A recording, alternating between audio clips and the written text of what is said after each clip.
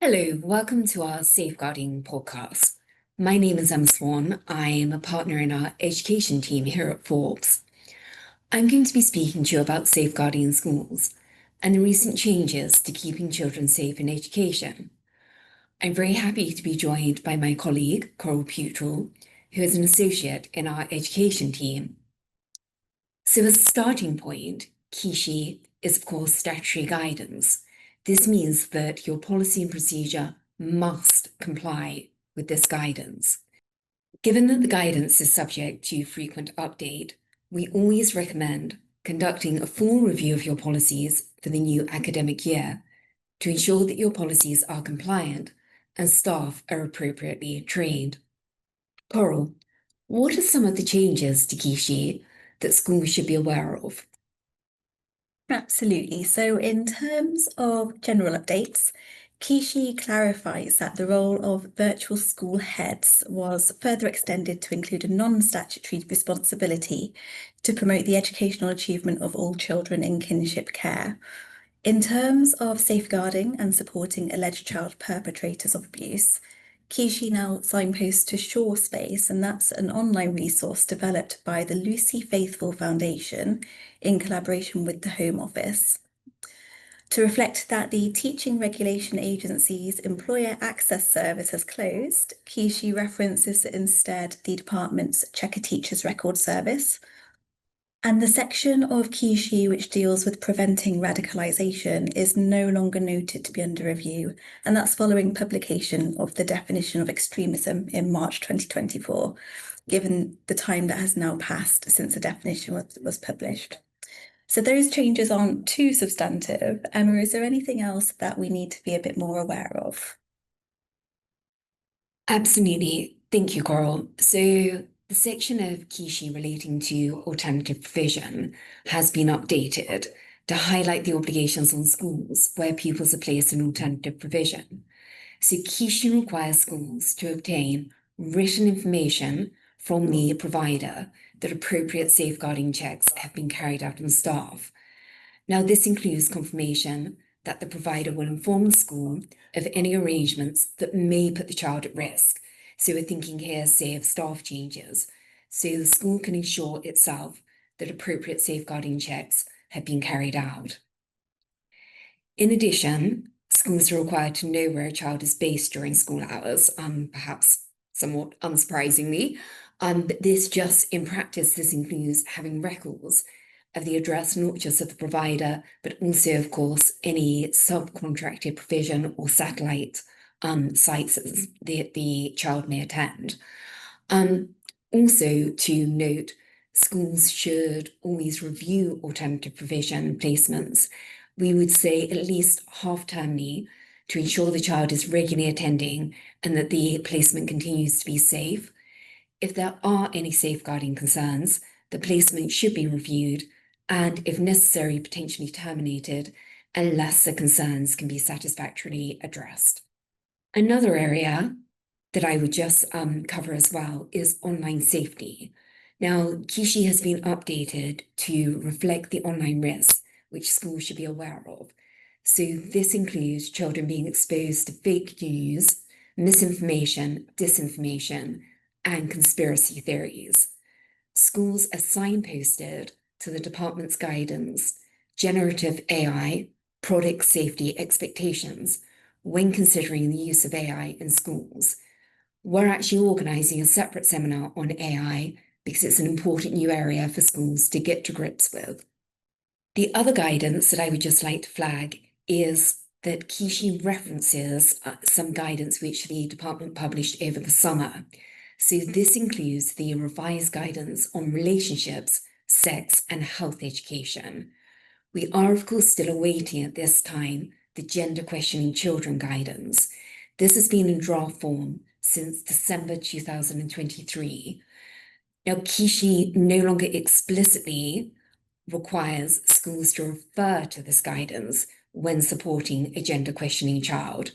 When the revised guidance is published, we will, of course, update and provide some further information. A further point, just to flag up, is that Kishi confirms that the departments working together to improve school attendance guidance is statutory, and now schools must, it was previously should, work with local authority children's services where school absence indicates a safeguarding concern. In practice, this may of course have little impact on schools who we would have expected to have been complying with the department's best practice guidance in any event. So Coral, what are the updates in the new RSE guidance? Of course. So following its consultation to review the RSHE statutory guidance, the department published the revised guidance, and that's to take effect from September 2026. The guidance includes an updated section on lesbian, gay, bisexual, and transgender content. Primary schools are now strongly encouraged to teach pupils about healthy, loving relationships and to include same-sex parents along with other family arrangements when discussing families. Secondary schools should ensure an opportunity to explore the features of stable and healthy same-sex relationships, and that needs to be integrated into the RSHE programmes of study, rather than just delivering it as a standalone lesson. We had anticipated, following the previous government's stance, that the updated guidance might require schools not to teach pupils about gender identity. However, the updated guidance instead states that pupils should be taught the facts and the law about biological sex and gender reassignment. That's focused on teaching legal rights, recognising the difference between legal rights by virtue of biological sex and rights of those with the protected characteristic of gender reassignment. In addition, schools are expected to teach pupils to recognise that people with the protected characteristic of gender reassignment have protection from discrimination and should be treated with respect and dignity. That's whilst being mindful not to endorse any particular view or teach as fact. Schools should not teach as fact that all people have a gender identity and should avoid any suggestion that social transition is a simple solution to feelings of distress or discomfort. Teaching of sexual health should also be managed to ensure relevancy for all pupils, including those who are lesbian, gay, bisexual, or gender questioning. In terms of families, in secondary schools, pupils should be taught why marriage or civil partnership is an important relationship choice for many couples, and they should be taught the legal status of marriage and civil partnership, including legal rights, benefits, and protections. They should be taught that common law marriage is a myth and cohabitants do not obtain marriage-like status or rights from living together or by having children. And they need to be taught that forced marriage and marrying before the age of 18 are illegal. They also need to be taught how families and relationships change over time, including through birth, death, separation, and new relationships. In secondary schools, pupils should also be taught how inequalities of power can impact behaviour within relationships, and how pornography can negatively influence sexual attitudes and behaviours, and that includes by normalising harmful sexual behaviours and disempowering some people. They should also be taught how some subcultures might influence our understanding of sexual ethics, and that includes the sexual norms endorsed by so-called involuntary celibates, commonly known as incels, or online influencers. The guidance supports schools to tackle issues of misogyny in providing a new standalone section, sexual harassment and sexual violence. In addition to previously planned new content on stalking, public sexual harassment, revenge porn and upskirting, the government has added additional content on financial sexual exploitation, strangulation and suffocation. People should understand that anyone can be a victim of sexual violence and that the victim is never to blame. Whilst most sexual violence is committed against women and girls, and it often has a gender component, teachers should avoid language which stigmatises boys or suggests that they are always perpetrators or that girls are always the victim. School staff should be conscious of everyday sexism, misogyny, homophobia and stereotypes, and build a culture where prejudice is identified and tackled. And pupils should understand the importance of challenging harmful beliefs and attitudes, and the links between sexism and misogyny and violence against women and girls. Misogynistic ideas do need to be challenged rather than the person expressing them. Pupils also need to be given opportunities to develop positive conceptions of masculinity and femininity, including how to identify and learn from positive male role models, They should understand that most boys and young men are respectful to girls and young women and each other. And teachers need to encourage pupils to consider how online content, which normalizes harmful or violent behaviours, may be harmful to both men and women, whilst also perpetuating harmful stereotypes. Lessons should be clear that all sexual activity should involve kindness, care, attention to needs and vulnerabilities of the other person, and an awareness of the power dynamics that can exist. Lessons should ensure that both boys and girls have opportunities to practice respectful communication and understand experiences which are different from their own, such as menstruation and menopause. However, schools might consider that separating classes by sex is ultimately the best way to create a safe space for discussion of a particular topic. So Emma, there have been changes to the law more broadly in respect of accessing explicit content online. Has that had any impact on the RSE guidance? Yes, you're absolutely right there, Coral. So the content on pornography has been strengthened. So in secondary relationships education in particular, pupils should now learn that pornography and other online content often presents a distorted picture of people and their sexual behaviors and can negatively affect how people behave towards their sexual partners. It can also portray misogynistic behaviors and attitudes, which can negatively influence those who see it. It's now expected that primary children will be introduced to content in a way that does not cause alarm. So, for example, in older classes, schools may decide to discuss the pressure to share naked images if this is affecting pupils in the school. All teaching must, of course, be age appropriate, keeping in mind that some children may have no familiarity with the issues. As for online safety more widely, in primary school, pupils should be taught that there is a minimum age for joining social media sites to protect children from contact, for example, with those who are much older. Children should also be taught the importance of exercising caution about sharing information about themselves online, and staff should teach that once a picture or words have been circulated, there's no way of effectively deleting it everywhere and no control over where it ultimately ends up. For secondary pupils, they should learn that some social media accounts are fake, some users present highly exaggerated profiles of themselves online. Pupils should also learn about the prevalence of deepfakes, how to identify them, and the risk that AI chatbots can offer sometimes harmful advice.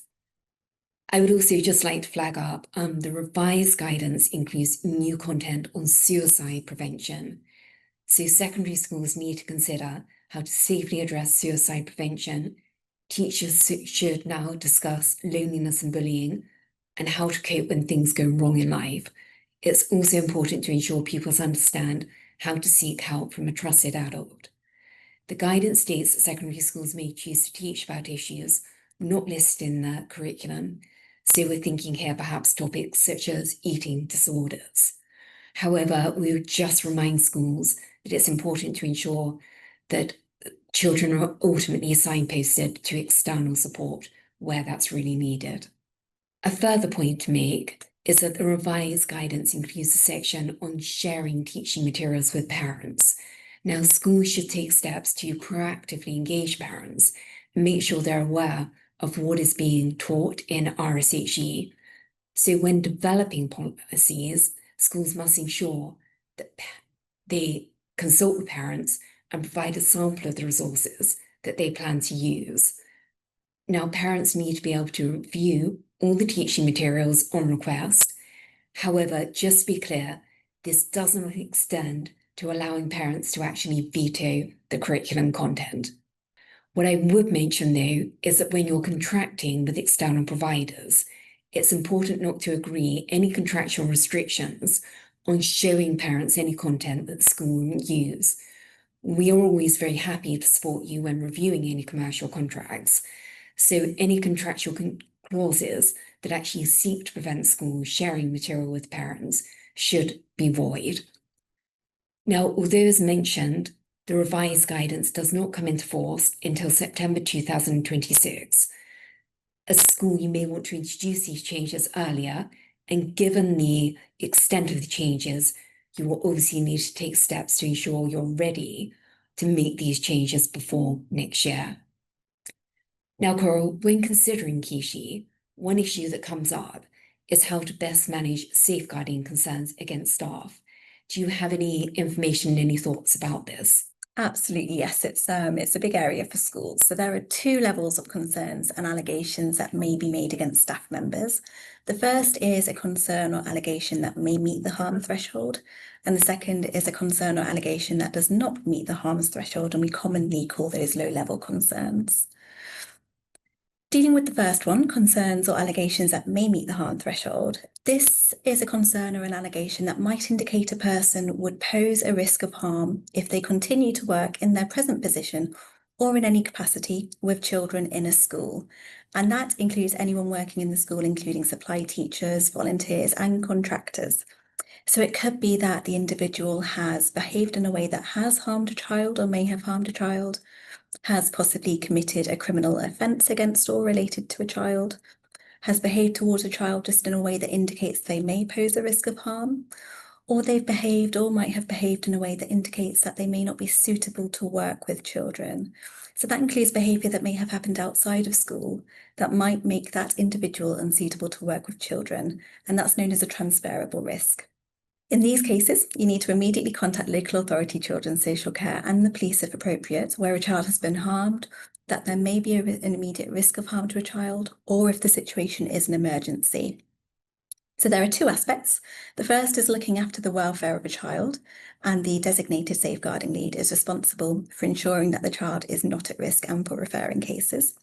The second aspect is investigating and supporting the person subject to the allegation, and the DSL will need to agree a course of action with the LADO. So when dealing with the allegations, apply common sense and judgment, deal with allegations quickly, fairly, and consistently, and also provide effective protection for the child and support the person who is subject to the allegation themselves. Before contacting the LADO, conduct basic inquiries to establish the facts and to help to determine whether there is any foundation to the allegation, but be careful not to jeopardise any future police investigation. So this can include investigating, was the person in the school at the time of the allegation? Could they have come into contact with the child? Were there any witnesses? And is there any CCTV footage?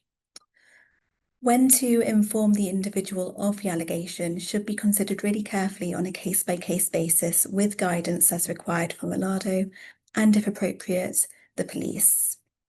Where the case manager is concerned about the welfare of other children or the member of staff's family, they should discuss these concerns with the designated safeguarding lead and make a risk assessment of the situation. It might be necessary to make a referral to the local authority, children's social care. Where an investigation by the police or local authority is not necessary, you should discuss the next steps with the case manager. If the initial discussion leads to no further action, the case manager and the LADO should record the decision and justification for that decision and agree on what information should be put in writing to the individual concerned and who should do that. Where further inquiries are required, the LADO and the case manager should discuss how and by whom the investigation will be undertaken. This would normally be undertaken by a senior member of the school, but where there's a lack of appropriate resource or the nature of the allegation requires it, it might require an independent investigator. And many local authorities will provide for the independent investigation for maintained schools. Academies and independent schools should also ensure that they secure the services of a person who is independent of the school, and wherever possible, the first review should take place no later than 4 weeks after the initial assessment. Dates for subsequent reviews should ideally be fortnightly, no longer than monthly, if the investigation continues. Schools may, in some cases, need to consider an allegation against an individual who's not directly employed by the school, where agencies have their own policies and procedures. So we're thinking supply teachers or contracted staff provided by an employment agency. Whilst the school isn't the employer, it should ensure that allegations are dealt with properly. It can't decide to cease to use a supply teacher due to safeguarding concerns without first finding out the facts and liaising with the LADO to determine a suitable outcome. A supply teacher might be working across a number of schools So governing bodies should discuss with the supply agency whether it's appropriate to suspend the supply teacher or redeploy them to another part of the school whilst they carry out an investigation. Agencies should be fully involved and cooperative. The school will although usually take the lead, as the agency won't be able to collect the facts when an allegation is made, and won't have all the relevant information required as part of the referral process. The supply teacher should be advised to contact their trade union representative if they have one, or a colleague for support. An allegations management meeting would normally be arranged by Relado, and that will address any issues such as information sharing to ensure that any previous concerns or allegations known to the agency are considered by the school during the investigation. So when using a supply agency, schools need to inform the agency of the process for managing allegations and also take account of the agency's policies and duty placed on them to refer to the DBS as personnel suppliers. You might want to, for example, invite the agency's HR manager or the equivalent to meetings and keep them up to date with information about the school policies. So Emma, I think you mentioned earlier that schools may also need to respond to child-on-child incidents. Could you tell us a bit more about that, please? Of course, yes. So this can obviously be a very difficult area for schools to manage, particularly where child-on-child sexual violence and harassment can happen these days in school, outside of school, and indeed online. So sexual violence and harassment can occur between two or more children of any age or sex. And as you appreciate, sexual violence and harassment exists on a continuum and may sometimes overlap. Now, schools need to be aware of the importance of, firstly, having a zero tolerance approach to any form of sexual violence and harassment. Also, really understanding the scale of harassment and abuse. And even if there are no reports, it doesn't mean that it's not happening. Also, challenging physical behavior, such as grabbing bottoms, to prevent escalation. Now, many will understand, of course, what sexual violence is and be clear on the law around that, but sexual harassment can be a little less clear. Now, sexual harassment is effectively unwanted conduct of a sexual nature. It's likely to violate a child's dignity, to make them feel intimidated, degraded, or humiliated, or to create a hostile, offensive, or sexualized environment. So this could include, for example, sexual comments, jokes, physical behavior, such as deliberately brushing against someone, or perhaps the sharing of nude images online. Now, that brings us to, what should a school best be doing to respond to any reports? Now, children may not, of course, find it easy to tell staff about abuse and may instead show signs or act in ways that they hope adults will notice. In some cases, it may be a friend who makes a report, or a member of staff may overhear a conversation that suggests a child has been harmed. If staff have any concerns about a child's welfare, they should act on them immediately. The victim must be reassured that they're being taken seriously. An effective safeguarding practice will include managing reports with two members of staff present, preferably one of them will be the DSL or a deputy, carefully handling reports that include any online elements. So, for example, staff should not view or forward illegal images of a child. In some cases, it may be appropriate to confiscate a device to preserve evidence and hand it to the police.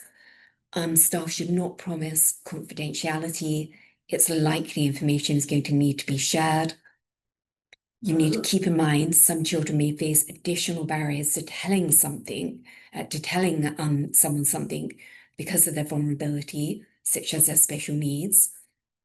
It's also important to be non-judgmental, so not to ask leading questions, and only to prompt the child when necessary with open questions. Best practice is to wait until the end of a meeting and then immediately write up a thorough summary. It may be appropriate to make some notes during the meeting, however, always be conscious of the need to remain engaged with the child. You then should, of course, inform the DSL as soon as practical if they haven't been involved with the initial report. Now, when there's been a report of sexual violence, the DSL should make an immediate risk and needs assessment, which must consider the victim, especially their protection, whether there have been any other victims, the alleged perpetrator, all other students, and if appropriate staff, especially any actions needed to prevent them from harm. Also, you'll need to consider the time and location of the incident and how the location can be made safer. If there's been a report instead of sexual harassment, you would need to consider if there needs to be a risk assessment, and you'll need to assess that on a case-by-case basis. Now, when deciding the appropriate action following a report, important considerations will include the wishes of the victim in terms of how they want to proceed, the nature of the alleged incidents, whether a crime has been committed, the ages of the children involved, any power imbalance between the children, if the alleged incident is a one-off or a sustained pattern of abuse, and if there are any ongoing risks to the victim, other children, or indeed school staff. Now, where a report is going to be made to local authority children's social care or the police, then the DSL should speak to them and discuss the next steps and how the alleged perpetrator will be informed of the allegations. Now, there are a number of likely scenarios when managing a report of sexual violence or harassment. So in some cases of sexual harassment, for example, a one-off incident, the school may take the view that the children concerned are not in need of early help and that referrals are not required. And so it may be appropriate simply to handle the incident internally, maybe through the school's behaviour policy or by providing, say, pastoral support. The school may decide that children may benefit from early help, so that will try to prevent any further escalation. Any decision and the reasons should always be recorded. Now, where a child has been harmed, is at risk of harm, or is in immediate danger, schools should make a referral to the local authority's children's social care. At the point of referral, schools would generally inform parents unless there are compelling reasons not to. If statutory assessments are appropriate, the school will need to work alongside the relevant social worker. Now, just to flag here, schools should not wait at all for the outcome or indeed even the start of a local authority investigation before taking steps to protect the victim and indeed other children at school. Now, Coral, sometimes as a school, schools will need to refer a matter to the police. Can you tell us how that is best dealt with? Of course. So any report to the police will generally be in parallel with a referral to a local authority. Where a report of rape, assault by penetration, or sexual assault is made, the starting point is that this should be passed to the police, and the police will take a welfare rather than a criminal justice approach. Where a report has been made to the police, the school should consult the police and agree what information can be disclosed to staff and others, in particular the alleged perpetrator and their parents. They should also discuss the best way to protect the victim and their anonymity. At this stage, schools will generally inform parents unless there are compelling reasons not to. For example, if doing so is likely to put a child at additional risk. If parents have not been informed, it's especially important that the school is supporting the child in any decision they take, and that should be with the support of a local authority, children's social care, and any other appropriate specialist agencies. In some cases, it might become clear very quickly that the police won't take any further action. In these cases, it's important that the school does continue to engage with specialist support for the victim and the alleged perpetrator, whilst protecting children and taking any disciplinary measures if appropriate. It will be important for the DSL to work closely with the police and other agencies to ensure that any actions that the school takes does not jeopardise any police investigation. If the school does have questions about the investigation, they should ask the police first. In some cases, a child might be convicted or receive a caution for a sexual offence, and the school should update its risk assessment, ensure that relevant protections are in place for all children at the school, and if it's not already done so, consider any suitable action in line with its behaviour policy. This process should include a review of necessary actions to keep all parties safe and to meet their needs. If the perpetrator remains in the same school as the victim, the school needs to be very clear as to their expectations regarding the perpetrator now they've been convicted or cautioned. And this could include expectations regarding their behaviour and any restrictions that the school thinks are reasonable and proportionate with regard to the lesson timetable of the perpetrator. Of course, any conviction is likely going to generate interest amongst other students at the school. So it's important that the school ensures that both the victim and the perpetrator are protected, especially from any bullying or harassment, including online bullying or harassment. Where cases are classified as no further action or there's a not guilty verdict, the school should continue to offer support for as long as necessary. A not guilty verdict or a decision not to take progress with the case will likely be traumatic for the victim. And the fact that an allegation can't be substantiated or was withdrawn, it doesn't necessarily mean that it was unfounded. Schools should discuss any decisions with the victim in this light and continue to offer support. It's also important to note that the alleged perpetrator is also likely to require ongoing support for what will have likely been a very difficult experience for them.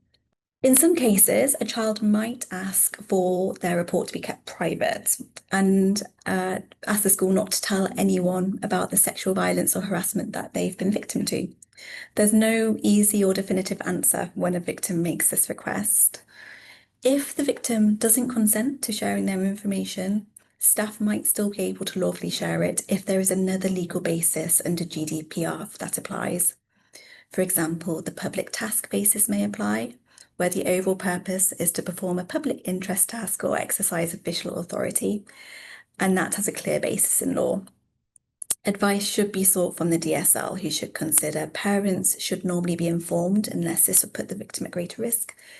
The basic safeguarding principle is if a child is risk at harm, in immediate danger, or has been harmed, a referral should be made, and that rape, assault by penetration, and sexual assaults are crimes. And where a report of this kind is made, it should be referred to the police. And it's important to note that whilst the age of criminal responsibility is 10, if the alleged perpetrator is under 10, the starting principle of referring to the police does remain.